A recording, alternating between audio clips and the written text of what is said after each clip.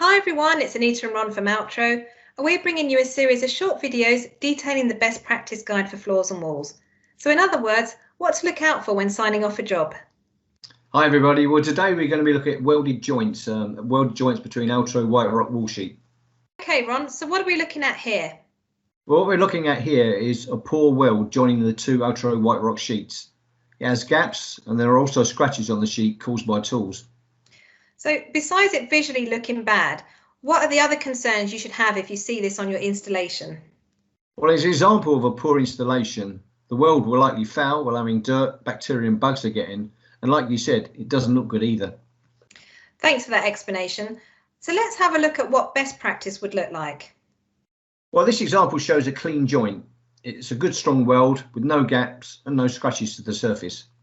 So why is this best practice? Very simply put, the joint looks good, is neat and clean and will last longer.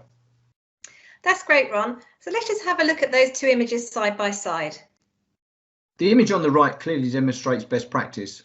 The welded joint looks neat and clean and will last much longer than the bad example on the left.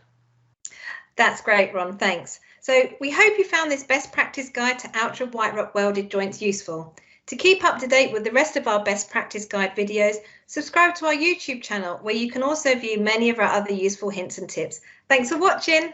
Thanks everyone. Hope to see you again soon.